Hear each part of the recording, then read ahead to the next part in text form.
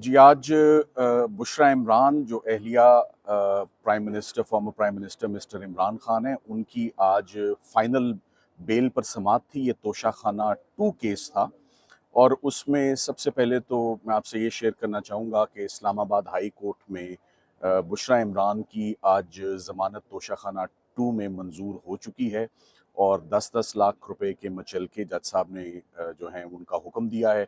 कुछ ही देर में डिटेल्ड फैसला आ जाएगा।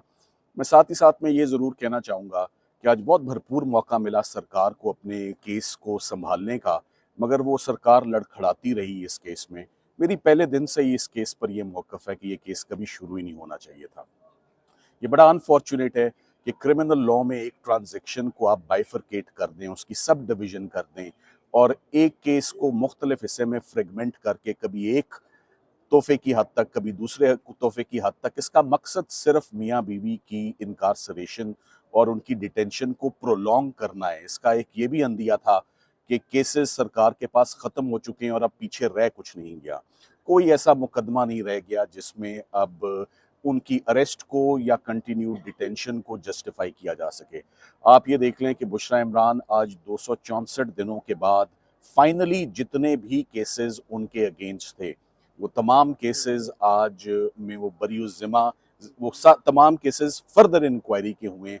कोई एक केस में रीज़नेबल ग्राउंड्स नहीं सामने आए टू जस्टिफाई डिटेंशन, मगर हमें इंसाफ लेते-लेते बड़ा टाइम लग गया। उसकी वजह share volume of cases, misuse and massive misuse of police machinery और ऑनगोइंग पॉलिटिकल विक्टिमाइज़ेशन है, जो कि हमारा तो ये ख्याल था कि ख़वातीन की हद तक नहीं होनी चाहिए, मगर लग ये रहा है कि वो बढ़ती जा रही है ख़वातीन की हद तक भी। आप ये देखें कि बुशरा इमरान से अब वो इमरान खान साहब का तकरीबन पूरा ही कुंबा इस वक़्त ज़ेरे हिरासत है। अलीमा खान साहिबा जो हैं और उनकी बहन उज़्मा खान साहिबा भी इस वक़्त डिटेंशन में हैं और कल जज साहब ने रिकॉर्ड ना आने पर 3 दिन की तारीख डाल दी एक स्ट्रेट अवे केस में, जिसमें बेल उनकी होनी चाहिए थी। मैं तोशाखाना केस पर वापस आके सिर्फ 2 से 3 जुमले इस पर बोलना चाहूँगा। तोशाखाना केस में there is absolutely no criminality, no irregularity. Rules की माइनर वायलेशन पे आज यही बात होती रही बार बार कि क्या रूल्स की वायलेशन पे क्रिमिनल लॉ एक्शन में आ सकता है या नहीं। तोशाखाना के आज दिन तक रूल्स ही फ्रेम नहीं हुए हुए। ये तमाम की तमाम prosecution in the first place start होना ही सिरे से गलत था। आज ये भी बात बिल्कुल क्लियर हो गई कि जो तोशाखाना 1 ग्राफ सेट में भी जो कन्विक्शन हुई है, वो भी सेट असाइड होगी स्ट्रेट अवे, क्योंकि क्लॉज 1 और क्लॉज 13 जो तोशाखाना प्रोसीजर का है, वो क्रिमिनल लॉ में एक्शन प्रिस्क्राइब ही नहीं करता। ये उन लोगों के लिए एक्शन है जो बाहर से खुदा ना खास्ता तोहफा वसूल करते हैं और उसका पाकिस्तान आकर जिक्र ही नहीं करते। यहाँ इमरान खान साहब और उनकी एहलिया को जैसे ही तोहफा मिलता है, पाकिस्तान आके कैबिनेट डिवीजन को ना सिर्फ इन्फॉर्म करते हैं, उसकी प्राइवेट अप्रेजर उसकी एवेल्युएशन करता है। कस्टम्स के 3 ऑफिशियल्स उसको रिकन्फर्म करते हैं और एक सीनियर ऑफिशियल उसको वेरीफाई करता है। सो एक चेक लिस्ट है।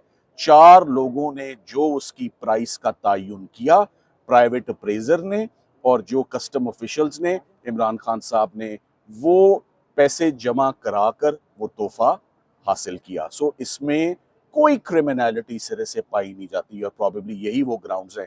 जो भी केस आप देख लें, चाहे वो साइफर का हो, चाहे वो इद्दत निकाह हो, चाहे वो तोशाखाना का हो, हर केस वादा माफ गवाह अप्रूवर की स्टेटमेंट पे खड़ा है और अप्रूवर कौन है? वो भी कोई सियासी हरीफ है।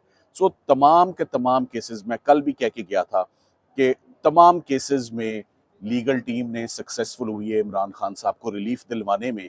इसकी वजह ये नहीं है कि शायद कि जी हमारा बहुत बड़ा कमाल है। मैं तो कल भी कह गया था कि केसेस के पल्ले ही कुछ नहीं था। केसेस में क्रिमिनैलिटी ही नहीं थी।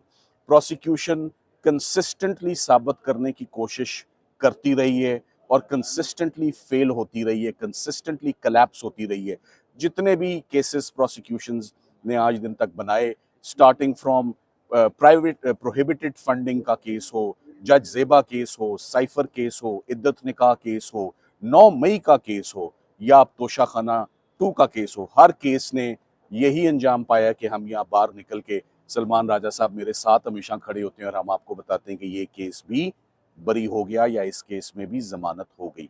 सो प्रोसिक्यूशंस 2 साल से एडमेंट हैं कि ये क्रिमिनल हैं। और जो फैसले आ रहे हैं वो एक ही बात इंडिकेट करता आ रहा है बार बार कि ये पॉलिटिकल विक्टिमाइजेशन है, और यहाँ पर not even an iota, not even a speck of criminality on part of the couple. So अब उम्मीद करते हैं, जो मैं उम्मीद करता हूँ ये है कि finally better sense should prevail, one must bury the hatchets. ये तो 302 के केसेस में भी ऐसा होता है कि जब बहुत अरूज पर ताल्लुकात ख़राब हो जाते हैं तो बैठकर बात होती है।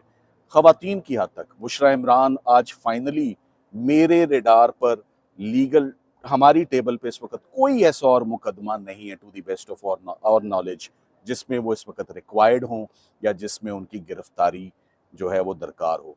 हर केस में वो या बरी हो चुकी हैं या उनकी ज़मानत हो चुकी है, और हम यही उम्मीद करेंगे कि उनकी फैमिली मेम्बर्स जो बहुत अरसे से उनसे मिलना चाह रहे हैं वो उनको जाके बाजियाब करें और उनको जाके जेल से लाया जाए, और उनको मज़ीद किसी झूठे मुकदमे में उनको मज़ीद ना उलझाया जाए, ना उनको मज़ीद अरेस्ट किया जाए। इसको यहीं पर बुशरा इमरान की जो एग्नी और ऑर्डील है वो यहीं पर ख़त्म हो जाए तो बेहतर है। आज 264 दिन हो गए। मैं चाहूँगा सलमान राजा साहब, जिनकी हमेशा सपोर्ट रहती है, ये आके बैठते हैं तो हमें भी जो है वो ढारस होती है और रिजल्ट आते हैं बड़े अच्छे। तो आप राजा साहब कुछ कहेंगे?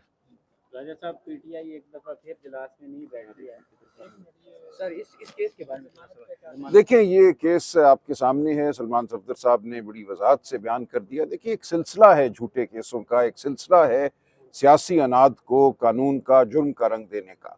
तो ये अब ख़त्म होना चाहिए। बार बार हम अदालत के सामने सुरखरू होते हैं, कब तक ये मुकदमे बनाएंगे, झूठे मुकदमे बनाएंगे। अब वक्त है कि पाकिस्तान की आवाम के साथ, पाकिस्तान की आवाम के लीडर के साथ बात की जाए। इस मुल्क को हम आगे बढ़ाना चाहते हैं। हम नहीं चाहते इस मुल्क में जो जबर है, जो अगवाकारी है, जो फरेब है, उस पर निज़ाम कायम रहे। एक झूठा इलेक्शन आपने कराया, इलेक्शन झूठा हुआ, आपने धांधली की, उसके बाद झूठे मुकदमों की भरमार की, अब एक काली आईनी तरमीम की है ताकि आप एक ऐसी अदालत बनाएं जो उस तमाम फ्रॉड को कवर करे। ये इस तरह मुल्क नहीं चल सकता, रियासतें नहीं चलती। आप अवाम और रियासत के बीच इतना बड़ा फासला पैदा करके नहीं समझ सकते कि मुल्क में माशी तरक्की होगी।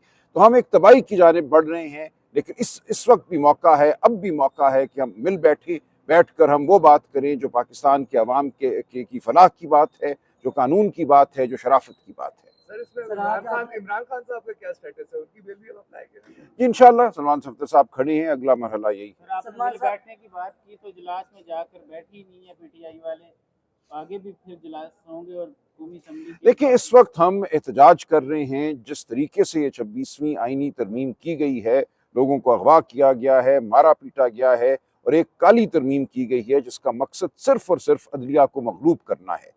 एक बेंच आपने बनाया जिसमें तकर्री हुकूमत करेगी, उसमें ऐसे जज लगाए जाएंगे चुन चुन कर जो फरमाबरदार होंगे, मुती होंगे, ताकि पाकिस्तान की आवाम पर जब जबर हो तो उनको कोई फलाह ना मिले, उनकी दाद रसी ना हो। ये हम सब के लिए एक सानिया है। हम इसके खिलाफ एहतजाज कर रहे हैं और करते रहेंगे।